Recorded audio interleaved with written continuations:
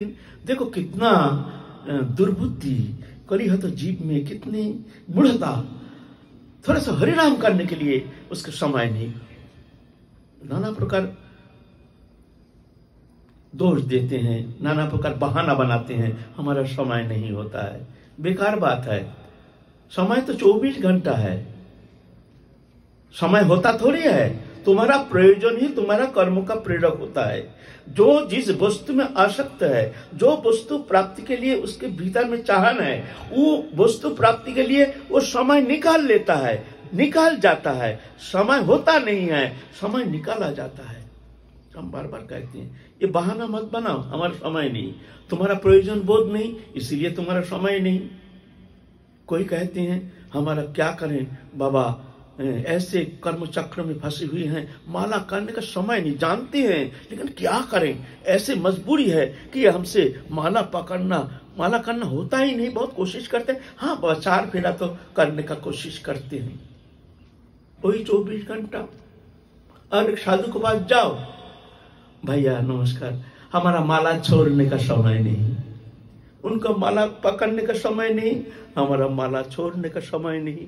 वही समय 24 घंटा। बात है प्रयोजन बोध, तुम्हारा संसार में रुचि, इसीलिए तुम संसार के लिए समय निकाल लेते हो। हमारा परमार्थ बोध, हमारा परमार्थ जीवन, हमारे मानव जीवन का उद्देश्य, इसीलिए हम माला छोड़ने का समय नहीं, बात करने का हमारा समय नहीं। प्रयोजन बोध, बोध को जागाओ। तुम्हारा मानव जीवन में सबसे बड़ा प्रयोजन क्या है, ये देखो, अनुसंधान करो। समय निकाल जाएगा, तुम निकाल लोगे।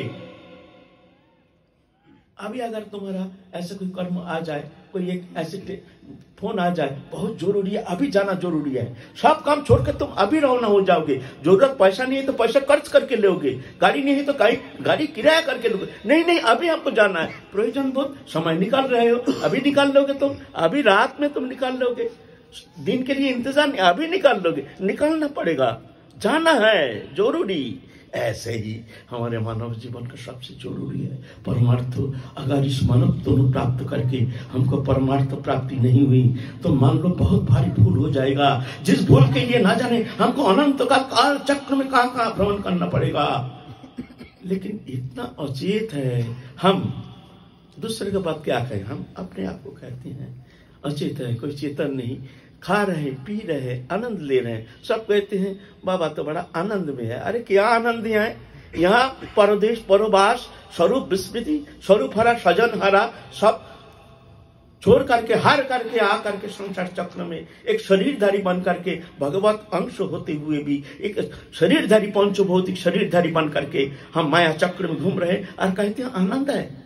आनंद है, क्या आनंद है यहाँ, क्या आनंद है, कौन सा आनंद में तुम रम रहे हो? अभी भी तुम कहते हो हम आनंद है, हाँ आनंद है। अरे आनंद, क्या आनंद? ये आनंद ही तुम्हारा बंधन का कारण है। क्या आनंद तुमको भ्रमित कर रहा है? क्या आनंद है? तुमको मिल गया, भगवान मिल गया, तुम्हारा जड़ चेतन ग्रंथि खुल गया, तुमको भगवत प्राप्ति हो गई, तुम्हारी स्वरूप प्राप्ति हो गई, आनंद है बोल रहे हो। कोई कहते हैं बाबा कुछ अच्छा नहीं लगता है, कुछ अच्छा नहीं लगता है, क्या करूं, कहां जाऊं, क्या करूं? हम कहते हैं बहुत शुभ संकेत है, अच्छा नहीं लगता है, ये अच्छा है। अच्छा लगना ही खराब, अच्छा लग गया तो समझना तुम फंस गया। दृश्यमान जगती वस्तु पदार्थ कोई भी हमारे आनंददायक है नहीं। जड़ कभी चेतन को आनंद नहीं दे सकता है। आनंद चेतन धर्मी है। जड़ीय वस्तु से हम आनंद प्राप्त करना चाहते हैं, और उसमें आनंद मिलता भी है, वास्तव में उसमें आनंद नहीं है। ये आरोप प्रत्यारोप है। स्वप्न में जैसे हम वस्तु प्राप्त करके हम आनंद प्राप्त करते हैं, स्वप्न में कोई वस्तु नहीं, न शरीर है न संसार है, फिर भी स्वप्न जगत में हम कैसे आनंद पाते हैं। और उस आनंद का विकार सोया हुआ जीवात्मा के ऊपर होता है। वो आनंद का विकार, भय होता है तो भय प्राप्त होता है, और कोई विकार होता है तो विकारित होता है शरीर, लेकिन है नहीं, वो ना शरीर है ना संसार है, एक कल्पना मात्र। इस संसार भी ऐसे, यहाँ एक आरोप प्रत्यारोप मात्र। वास्तव में जड़ीय पदार्थ कभी चेतन को आनंद नहीं दे सकता है। आनंद चेतन धर्मी है। भगवत अंश जीव विनाशी चेतन अमर सहज सुख राशि। आनंद क्या है यहाँ? आनंद नहीं पाना, नहीं मिलता है तो समझ लेना शुभ संकेत है तुम्हारे लिए। हाँ, दुख तो थोड़ा होगा, हमको आनंद नहीं है, लेकिन अच्छा है ना। तो इसीलिए कलियुग में सरल उपासना पद्धति शास्त्र में पुनः पुनः बार बार घोषणा किए हैं। कृत्य जध्यायते विष्णु तितया जजते मुखोई दापरे परिचर्जयन कलौ तद हरि संकीर्तनात्। सत्य युग में ध्यान के द्वारा भगवान प्राप्ति होती थी, त्रेता में यज्ञ के द्वारा तितया जजते मुखोई, दापरे परिचर्जयन दापर में परिचर्या सेवा, कलौ तद हरि संकीर्तनात्। कलि युग में केवल हरि नाम, केवल इतना सरल सहज। लेकिन देखो इतना मूढ़ हो, ये भगवान, तुम भगवत उपासना नहीं करोगे तो भगवान का कुछ थोड़ी बिगाड़ता है। भगवान का तो खेलना है, भगवान का तो खेलना है। तुम जब खेल रहे हो भगवान वहां उदासीन, तानि कर्माणि न निबद्धन्ति धनंजय उदासीन बदासीन असक्तं तेषु कर्मसु। अनंत जीव जगत संसार चक्र में घूम रहा है, भगवान वहां दृष्टा बन करके देख रहे हैं, उनका कोई फर्क नहीं पड़ता है, सिर्फ दृष्टा। शुभ अशुभ कुछ भी करो उसमें भगवान दृष्टा उदासीन। लेकिन जो उनके शरणागत होकर के भजन करते हैं वहां भगवान उदासीन नहीं। मयि ते तेषु चप्यहम् जे भजन्ति तु मां भक्ता मयि ते तेषु चप्यहम्। जो भक्ति के साथ मेरा शरण लेकर मेरा उपासना करते हैं, मयि ते, वो मुझ में है, मैं उसके हृदय में धारण करके रखा हूं। तेषु चप्यहम्, उसके हृदय में भी मैं विराजमान हूं। यहाँ भगवान उदासीन नहीं, यहाँ भगवान कहते हैं कौन तो प्रतिजानी न मे भक्ता प्रणश्यति। तुम प्रतिज्ञा करके कह सकते हो मेरा भक्त कभी नष्ट नहीं होता है, जो मेरे शरण में आया है। शरणागति जो भी करो सिर्फ जानो जो प्रभु करा रहे हैं। एक कर्तृत्वपन को छोड़ दो, कर्तृत्वपन हट गया तो तुम मान लो तुम ये बंधन से बहुत जल्दी मुक्त हो जाओगे। जस्य नाहंकृत भाव, एक कर्तृत्वपन छोड़ करके भगवान को कर्ता बना लो, खुद अकर्ता बन के दास बन के जो भी करा रहे हैं ऐसे प्रभु के कर्म जान करके प्रभु के प्रीति के लिए कर्म संपादन करो तो वो कर्म तुम्हारा मुक्ति का कारण हो जाएगा। जत करोषि जदुष्णासि जोषि जदि जत जत तवश्वासि कुंतु तत्कुरुषु मदर्पणम शुभाशुभ फलोरिमं मोक्षसि कर्म बंधने संन्यास युक्तात्मा विमुक्तम उपस्यसि। तो कलियुग में देखो सरल बताए हैं, लेकिन हम अपना प्रयोजन बोध जो है, हमारा मानव जीवन का प्रयोजन, अगर पूछा जाए तुम्हारा जीवन का उद्देश्य क्या है, प्रयोजन क्या है, कह नहीं सकता है। कमा रहे हो, धन कमा रहे हो, अंधाधुन कमाने के लिए, पैसा प्राप्ति के लिए, पैसा के लिए तुम कोशिश कर रहे हो, तुम्हारा उद्देश्य क्या है? तुम्हारा मानव जीवन का उद्देश्य क्या है? उद्देश्य ही है नहीं। अरे पहले तो टारगेट करो, ठीक, जब हमारा मानव जीवन के एकमात्र उद्देश्य भगवत प्राप्ति, तो वो फिर तुम्हारा चलना शुरू हो जाएगा, है ना। लेकिन हमारा उद्देश्य ठीक नहीं है, हम यही मोहित होकर के इसमें हम लिप्त होकर के इसमें आनंद ले रहे हैं और कहते हैं बाबा हमारा समय नहीं, प्रयोजन बोध जगा नहीं, प्रयोजन बोध जगाओ, समय हो जाएगा, तुम समय निकाल लोगे अपना प्रयोजन। देखो मानव जीवन का सबसे बड़ा प्रयोजन क्या है, ये प्रयोजन को जगाओ, समझाओ मन को। तो देखना एक एक पल, एक एक क्षण हमारे लिए अनमोल है। जो एक पल बीत गया वो पुनः लौट के आने वाला है नहीं। हमारे जीवन में एक एक क्षण पल पल माया हमको बड़ी सुंदर ढंग से अपहरण करके ले जा रहा। हमारे दुर्लभ मानव जीवन देखते देखते उम्र हो गया, छोटा सा समय बाकी है, इसमें भी तुम कौन सा आशा लेकर के बैठे हो, तुमको आनंद मिलेगा, शांति मिलेगी? अभी भी तुम निश्चिंत होकर सो रहे हो। इतना दिन मिला नहीं, अभी थोड़ा सा जीवन बचा है, उसके अंदर भी शरीर अपटु, इंद्रिय अपटु, नाना प्रकार आदि व्याधि उपाधि, फिर भी तुम निश्चिंत हो। थोड़ा सा नाम करो, उठते बसते खाइते सुईते जथा तथा नाम लाए, देश काल नियम नाई सर्वसिद्धि है। मुख में नाम रटने का कोशिश करो, अच्छा लागे ना लागे, मान लो अच्छा लगता नहीं, कोई बात नहीं है, अच्छा लगता नहीं, एक भी नाम वृथा जाने वाला है नहीं। हरि नाम बोलो। सपोज करें कि हमारे जीवन में किसी संत की सन्निधि प्राप्त हो गई, लेकिन जिस परिवार से हम जुड़े हैं वो परिवारीजन तो जरूरी नहीं है कि वो भक्ति भाव में सुदृढ़ होंगे। अब हमें अपनी चिंता तो उतनी नहीं रही, हमें परिवारीजनों की चिंता बढ़ गई कि ये कैसे भक्ति में आए, क्योंकि हमें तो वो संत की कृपा से कुछ ज्ञान हो गया, लेकिन हमें रात दिन उनकी चिंता बन गई, उन परिवारीजनों के, कि ये भाई पुत्र पति स्त्री ये कैसे लाइन पर तो चिंता करके तुम उसको भक्ति मार्ग में पहुंचा दोगे राधा रानी के पास। तुम प्रार्थना करो ठाकुर से, स्वयं भजन करो और राधा रानी से प्रार्थना करो। तुम ये नहीं सोचना इसका कल्याण कैसे होगा। तुम्हारा अपना शरीर धर्मी, अपना प्रियजन, कुटुंब परिवार, इसमें आसक्ति के कारण तुम इनके लिए चिंता करते हो। क्यों सबके लिए चिंता क्यों नहीं करते हो? ये तुम्हारी आसक्ति है, ये मेरे पुत्र है, मेरी कन्या है, इसीलिए उनके मंगल के लिए तुम चिंता करते हो। ये अपनापन, इसलिए राधा रानी से प्रार्थना करो और स्वयं भजन करते रहो, वो राधा रानी कल्याण करेंगे, उनकी इच्छा है। अच्छा, एक प्रश्न और भी है कि उनको छोड़ तो नहीं सकते जो परिजन हैं, क्योंकि संसार में हम भी आ सकते हैं, लेकिन हमारे प्रति जो उनका जो अपराध बनता है, क्योंकि वो तो नहीं जानते हैं कि किसी को बुरा भला कहने से या भगवत भक्त के प्रति अगर सद्व्यवहार नहीं किया जाए तो उसमें अपराध बनता है।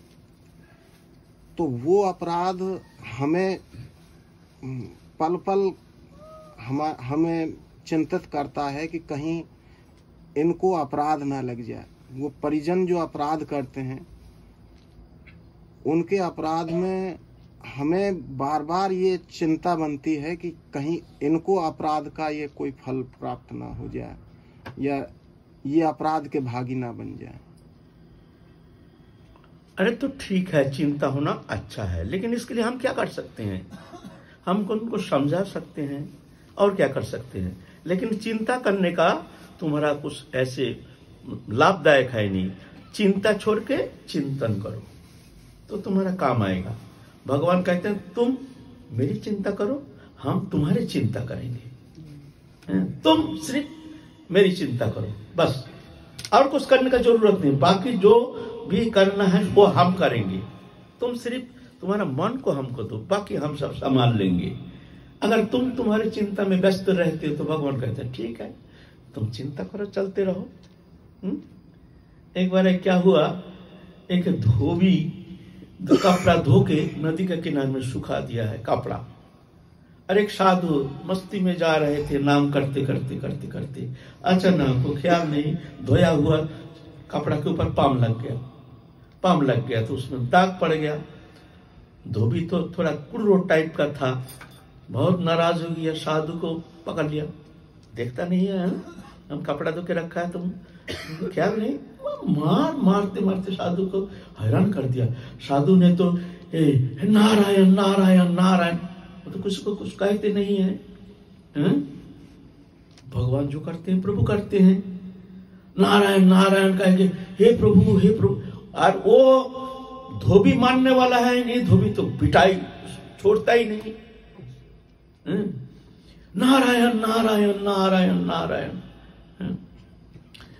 और नारायण बैठे हैं क्षीरोद सागर में, अचानक चंचल हो गए। लक्ष्मी माता जगत जननी पद संभान कर रहे हैं। लक्ष्मी जी रुको, मैं थोड़ा जा रहा हूं। कहां जा रहे हैं नाथ? ना मेरे भक्त ऊपर हाथ उठ गया, हमको जाना है, भक्त को रक्षा करना है। तो नारायण तो अंतर्धान हो गए। थोड़ी देर में ही नारायण लौट के आ गए। लक्ष्मी जी कहते हैं तुम भक्त को रक्षा करने के लिए गए, इतने जल्दी कैसे आ गए? बोलता ना ना, हमने सोचा था हमारा भक्त इससे कष्ट पा रहा है, उसको रक्षा के लिए गए, लेकिन वहां जाके देखते हैं धोबी धोबी का लड़ाई है। वो साधु का मामला नहीं है। धोबी धोबी का मामला माने वो साधु भी मार खाते खाते गुस्सा गया, चला वो भी दमादम धोबी को ऊपर पीटना शुरू कर दिया। पीटना जब शुरू कर दिया तो अरे तो धोबी में साधु में तुम में फर्क क्या है? वो तो मानेगा वो गृहस्थी है, वो दुष्ट बुद्धि है, तुम तो साधु हो।